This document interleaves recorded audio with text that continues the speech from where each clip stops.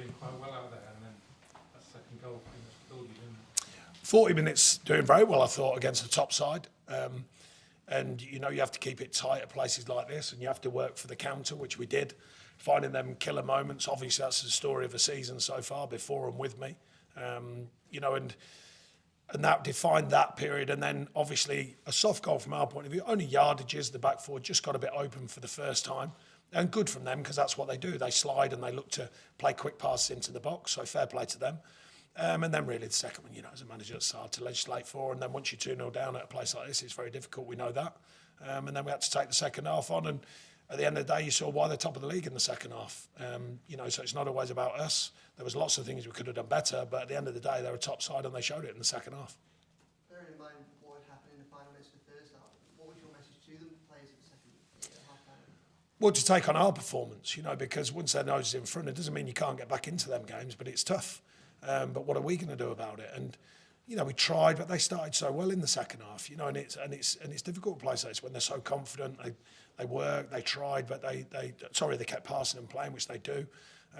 But the work on transition has improved no end. You've got to remember this aside. I mean, I know they've signed players as well, but some 18 months ago, the manager's getting questioned and the team are getting questioned, and they've been on a journey since then. And I think we've all seen that. We've got to restart our own. This is a group that are learning from us, a different kind of voice, different feel. But some of the problems have been there, and we've got to try and change that. And a lot of it is the mentality, particularly away mentality. Stats from last season, this season, they're there for a reason. There's only one group of people who can change it, and that's us. Was the switch Holgate on for the game, was that tactical, or was that for what reason? Was that for injury? Yeah, well, we've got 3 games of the week. We're looking at the players as well. We're managing that. We do know the stats and the facts. It's harder to win here than other grounds. But no, we did come here to win, make no mistake. We beat them a couple of weeks ago. So, there's no reason to not come here, at least be brave. And I thought we were brave enough in the first 40 minutes because, like I say, you're going to have to absorb some of the game, which we did. And we worked well on counter, so I've got no question marks over that. But to come in 2-0 down, you're super frustrated as a manager when you come in 2-0 down after that first 40 minutes. Do you think you learned anything new about the side today? Some things. They're for me to know. How can you change that mentality and get them We so do. that they can win away? Well, you've got to bring a home mentality away. You've got to change the psyche of each individual because it spreads like wildfire. When you get players playing with that edge away from home, others join in. But someone has to start the process. No one gives it to you. Teams don't give you results. The feel at home is amazing with the fans. They've been exceptional since I got there. They were great again, to come all this way. Great again tonight with the numbers. And for 40 minutes, they probably thought, all right, we're on it again.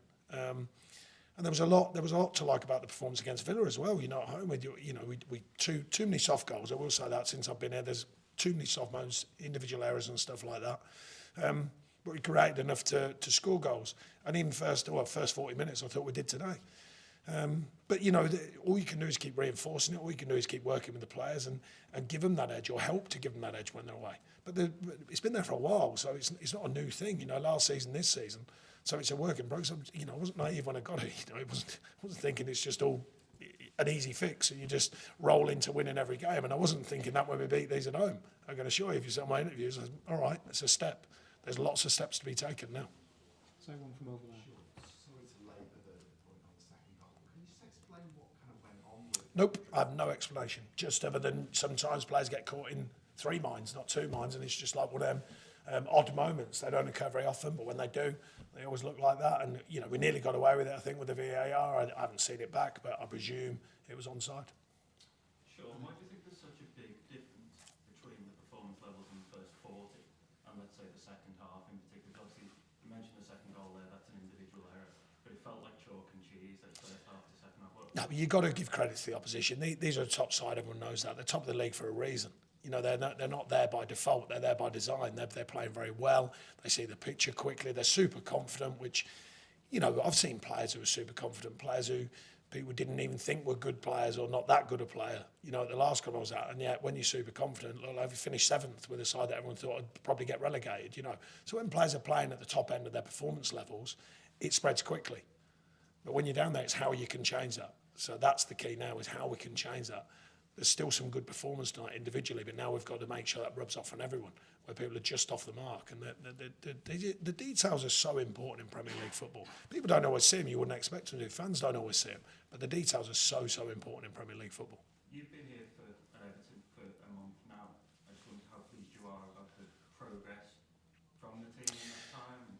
Well, we've got 6 points that they hadn't had previously, so that was a start. We've looked, I would say, I've been pleased with more organised, if you like, than what I'd seen previously in my style. That is, I'm not questioning the manager. They all have their own way of doing things. But in my style, we've looked at the organisation I look for. We've countered at times. We've offered more threat, certainly against Villa. We offered more threat against Leeds. We offered more threat. So that's been pleasing. But the mistakes are still there, and I think they've had a bit of that over this season, so we've got to eradicate them.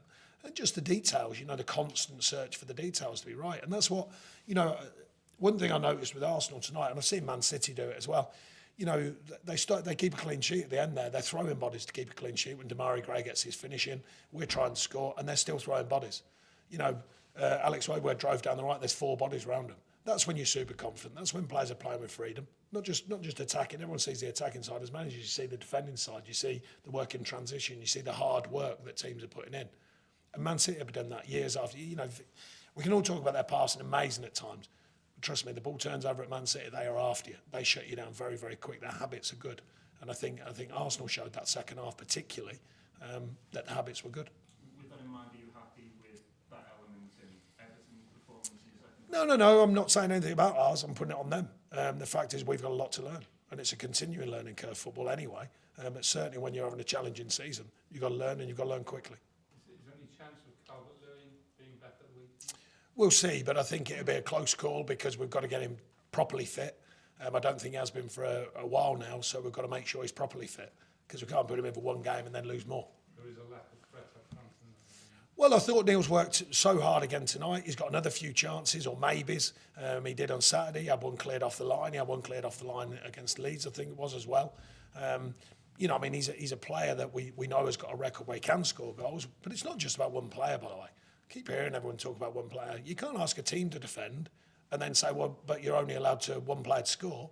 If you defend as a team, you've got to score as a team. And I mentioned that in the week. So my emphasis on everyone standing up and being counted, everyone trying to score.